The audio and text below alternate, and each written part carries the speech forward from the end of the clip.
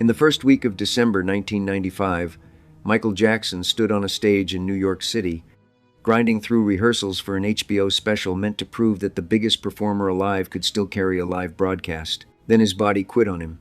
He collapsed in the middle of those rehearsals, and the person left staring at the aftermath answered to neither manager nor publicist. His wife of roughly 18 months stood closest to the wreckage, a woman named Lisa Marie Presley. For Presley, the collapse ended years of guessing.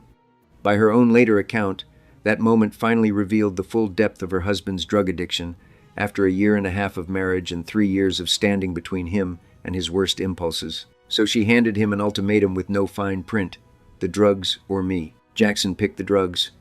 4 days after the collapse, on December 10, 1995, the couple separated for good, and one of the strangest celebrity marriages ever recorded reached its end after roughly 19 months. 19 months, start to finish. Inside that tiny window, you will find a secret wedding in the Caribbean, a live television interview about the couple's sex life, a $60 million lawsuit, a named replacement for the role of mother of his children, and a level of dysfunction that the tabloids of the era somehow managed to undersell, because the tabloids framed it wrong.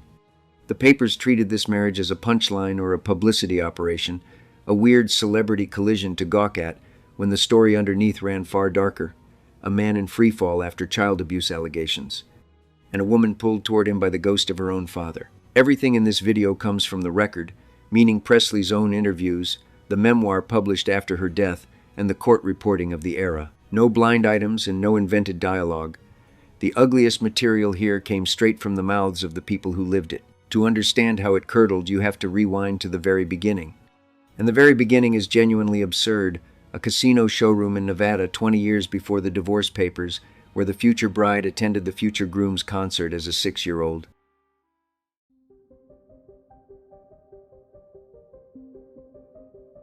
The year is 1974 and the place is the Sahara Tahoe in Nevada. On stage, a 16-year-old Michael Jackson running through a set with the Jackson 5. Down in the audience sits a 6-year-old girl named Lisa Marie Presley, daughter of the most famous entertainer America ever produced. And nobody in that building holds any reason to connect the child in the seats with the teenager under the lights. 20 years later, those two people will marry each other. Then came 18 years of nothing between them, which tracks. Jackson spent those years turning into the most famous human being on the planet, a level of fame so total that it stopped being comparable to other celebrities and started resembling weather. Presley, meanwhile, grew up under the heaviest surname in American music, married a man named Danny Keough, and assembled something like a private life inside a family legacy that rendered privacy nearly impossible. Their worlds ran on parallel tracks, close enough to share headlines and far enough to never touch. In November 1992, the two of them landed in the same Los Angeles living room at the home of a mutual friend, an artist named Brett Livingstone Strong. Picture the scene for a second. A famous host, a quiet introduction, and two adults meeting properly for the first time. The 6-year-old from the casino, now 24, and the teenager from the stage, now the biggest star alive. Both of them arrived at that meeting carrying baggage no outsider could really weigh. Jackson lived at a level of fame with no precedent and no exit, and Presley spent her whole life to that point as the walking continuation of a legend, which meant each of them belonged to the only club on earth the other could genuinely understand. That shared strangeness explains a lot about the pull between them. It excuses nothing that followed, but it explains the pull. According to Strong, Jackson locked onto her almost instantly and leaned in with a line that deserves its own plaque. "You and me, we could get into a lot of trouble." As an opener, it lands somewhere between charming and ominous. As a prophecy, it turned out to be the most accurate sentence anyone produced in this entire saga, because trouble barely begins to describe the 4 years that followed. Keep in mind that Strong's account is secondhand, so hold the exact wording loosely. The trajectory it sketches, though, matches everything that came after. And remember the name Danny Keough, the husband. He rarely survives the romantic retellings of this story, but he stayed legally married to Lisa Marie through the entire period when Michael Jackson began working his way into her life, which turns the next chapter from a love story into something considerably messier. File that detail away, because it detonates shortly.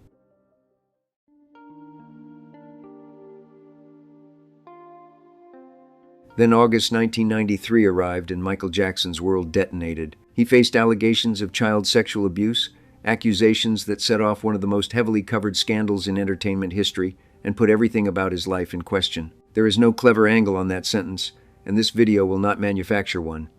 The allegations carried the gravest weight imaginable, and every event in the rest of this story happens in their shadow. Under that pressure, Jackson slid into a dependence on painkillers.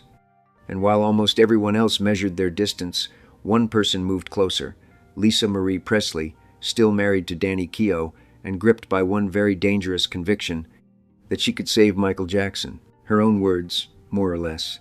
She later described pushing him toward rehab and toward settling the lawsuit, steering a drowning man to shore because she trusted her own hands to hold him up. Support, in her telling, meant far more than sympathy.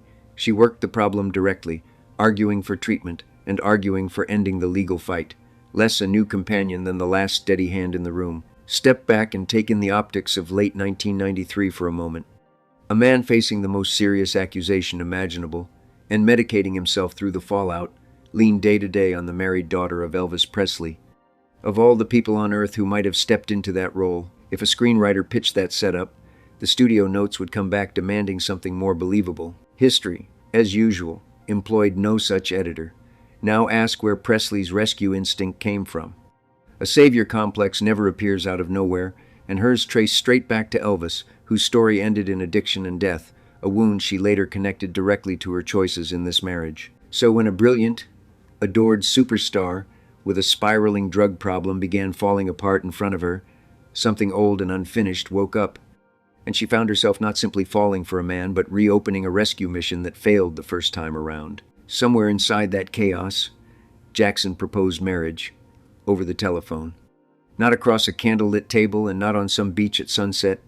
The man popped the question down a phone line, in the middle of the ugliest stretch of his life, to a woman legally married to somebody else. And she answered yes, which tells you how far past normal this relationship traveled before it even officially began. In January 1994, Jackson paid a financial settlement and the civil lawsuit ended. The suspicion around him did not evaporate, but the immediate courtroom threat closed, and with that one obstacle cleared out of the road, the timeline broke into a full sprint. Watch the dates from here, because the dates do most of the talking.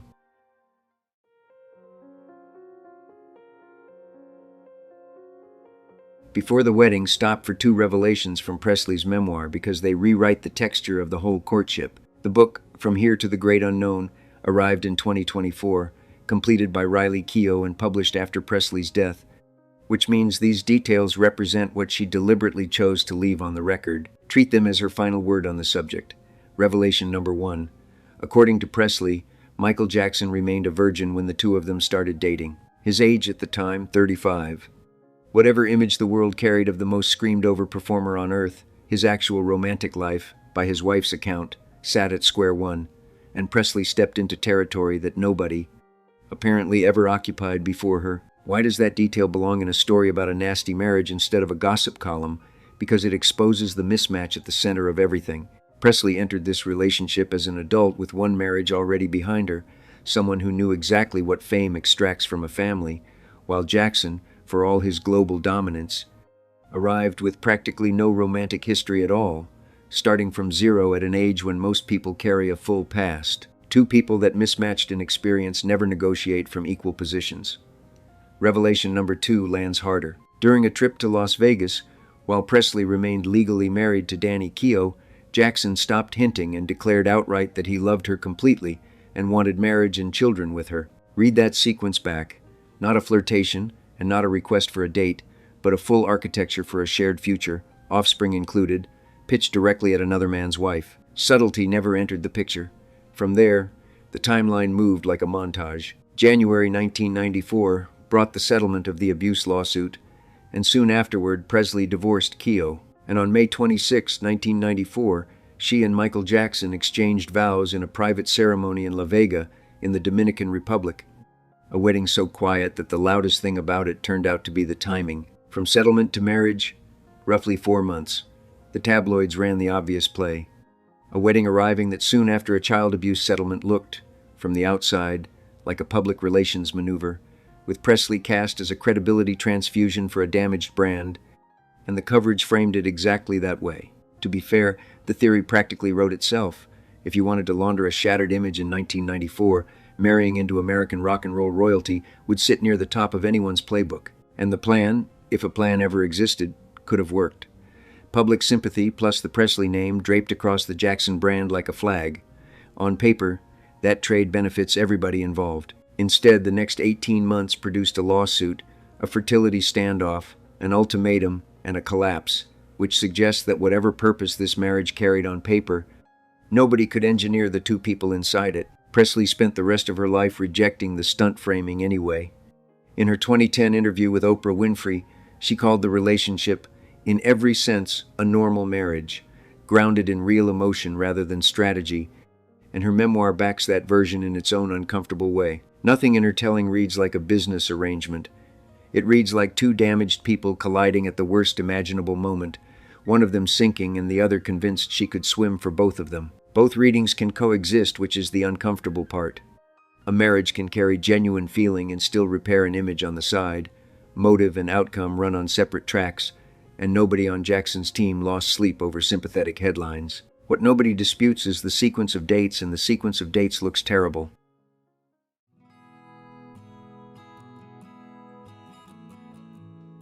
Fast forward to June 14, 1995.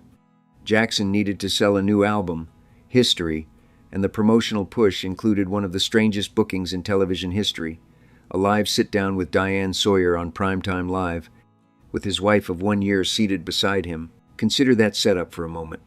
A newly married couple sat for live network television in the middle of an album rollout to field questions about a child abuse scandal and the state of their own sex life, with no edit button and no safety net anywhere in the building. Remember, live meant live in 1995. No safety delay and no crisis team recutting the segment afterward. Whatever came out of either mouth traveled straight into the country's living rooms in real time. For a man one settlement removed from a child abuse scandal, choosing that format took either supreme confidence or supreme recklessness, and the next year of litigation would answer which. Presley did her job and then some.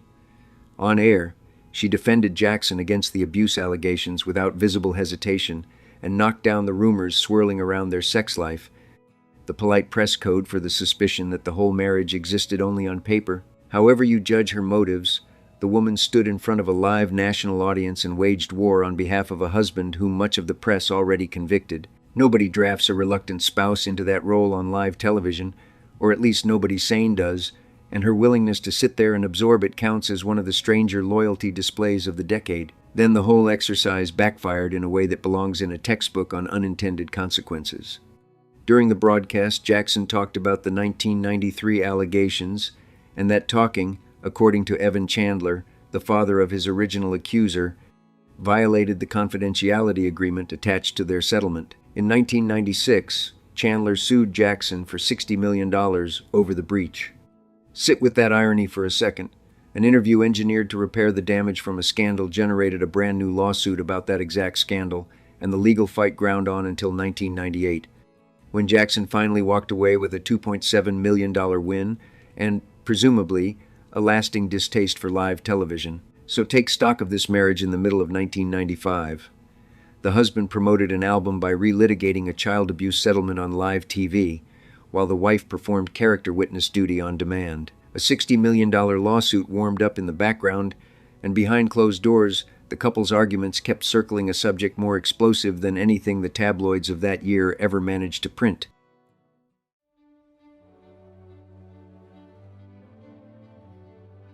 Because away from the cameras, the marriage ground itself apart over one question with no middle ground: children.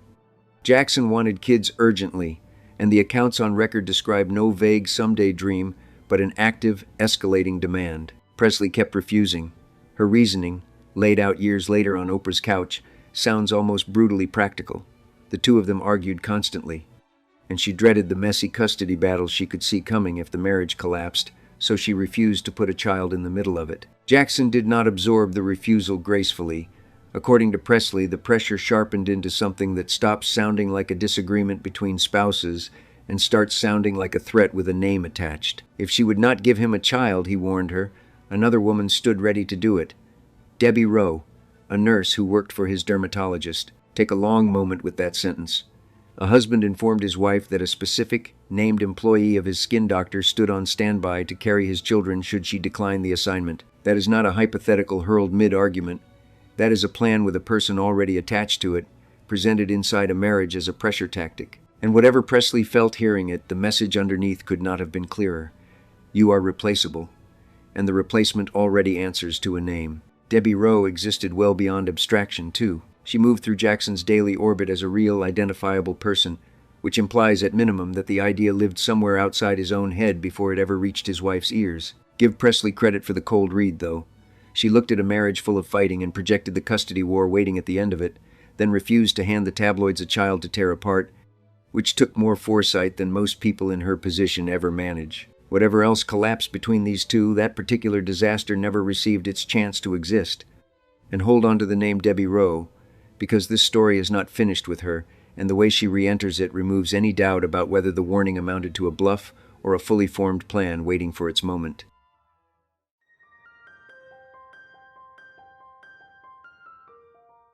Underneath the baby fight ran the older and deeper problem, the one Presley originally signed up to fix back in 1993. The drugs never left. Through the wedding and the interviews and everything after, Jackson's dependency stayed built into the architecture of their life. And by late 1995, he stood deep in rehearsals for an HBO special in New York, pushing a body that carried the accumulated damage of the previous 2 years. Then, in early December 1995, he collapsed on that stage mid-rehearsal, and for Presley, the collapse switched the lights on. She nursed this man through the painkiller crisis of 1993 and personally pushed him toward rehab. And even she, by her own account, only grasped the full depth of the addiction when her husband physically dropped in front of a production crew. That detail should scare you. If the person sleeping next to him underestimated the problem, nobody else ever stood a chance of seeing it clearly. So Presley reached for the last card in her hand.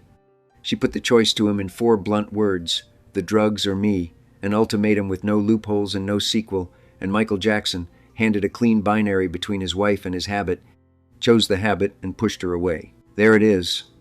After 3 years of rescue attempts, the addiction she married in to defeat won in a single sentence. An ultimatum only works on somebody who still holds the capacity to choose you, and by December 1995, that capacity, by every sign available to her, no longer existed in any usable form. Patience failed first. Then the rehab campaigns failed too, and the marriage itself amounted to the biggest intervention of all. When even the threat of losing her could not move him, the toolbox sat empty. Here, oddly, sits the strongest argument against the publicity stunt theory. A marriage of convenience survives on convenience. A man running an image operation does not let that operation die over an ultimatum. He simply keeps the useful wife and the flattering headlines. Jackson torched the arrangement rather than surrender the drugs, which tells you the marriage carried enough reality to lose, and the addiction outmuscled anything real. On December 10th, 1995, 4 days after the collapse, the two of them separated.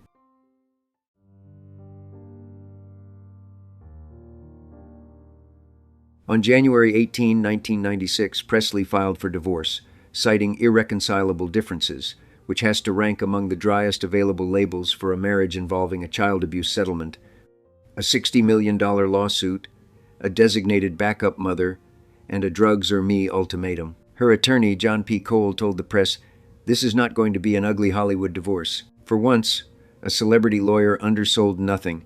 Look at what she actually requested.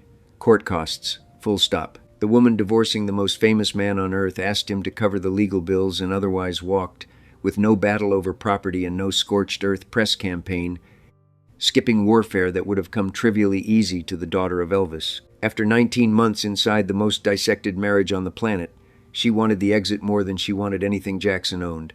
Compare that to the standard playbook of celebrity splits, the dueling publicists, and the settlement wars stretched across years of court dates. None of that happened here. The quietness of the exit reveals as much about Presley as the marriage ever did, because a person running a con collects on the way out, and she collected nothing. Jackson, for his part, moved on at a pace that answered its own questions. Later that same year, 1996, he married, you guessed it, Debbie Rowe, the dermatologist nurse once dangled as a warning at his own wife.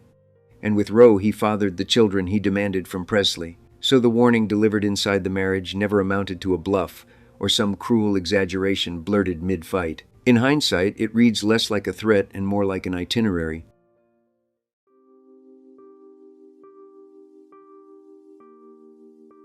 A normal divorce story ends right there, with two people relieved to be rid of each other, but this one refuses to behave. According to Presley, the divorce barely interrupted the relationship at all. For years afterward, she returned to Neverland with her children in tow and flew around the world to see Jackson again and again, long past any obligation and long past the point where any strategy could explain it. Their final conversation came in 2005, nearly a decade after the paperwork cleared. Add up her actual behavior across those years.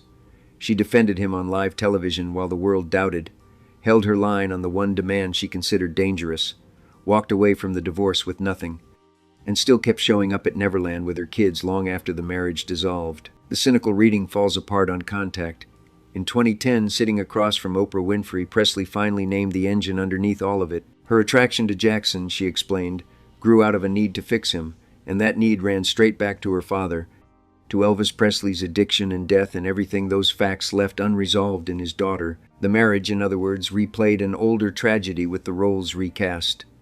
She once watched addiction consume one irreplaceable man from a child's distance, and this time she planted herself at close range, convinced that love at proximity could change the ending. It reads less like celebrity romance and more like inherited grief hunting for a second draft. The ending did not change. The memoir published after her death describes a woman who genuinely loved Michael Jackson and stood powerless while he steered into his own destruction, a woman who delivered her ultimatum and lost, then spent years circling back to check on the man who chose the drugs over her. No strategy lives in any of that. Nobody keeps flying across the world for a publicity stunt that officially ended in 1996. So, where does the nastier than we thought from the title actually live? Scattered across the entire record, honestly. It lives in a wedding staged months after an abuse settlement, in a love and babies confession pitched at a married woman in Las Vegas, in sex life questions answered on live national television, in a $60 million lawsuit triggered by an image repair interview, and in a husband naming the backup mother of his future children to his wife's face. None of it required exaggeration. The documented version, drawn from Presley's own mouth in her own memoir, out-uglies every tabloid invention of the decade. And underneath the nastiness sits something sadder than any headline. A woman watched addiction take her father, then married the one man alive whose fame matched her father's, and then watched addiction win again from the closest seat in the house. Jackson ended up with the children he wanted, exactly as promised, just from somebody else. Presley walked out with 19 months and a court costs request, plus a pattern she spent the rest of her life explaining, first to Oprah, and finally in the pages of a memoir she never saw published. If you want more stories where the sanitized celebrity version turns out to be the cover story, this channel keeps a whole shelf of them, and the next one sits a single click away.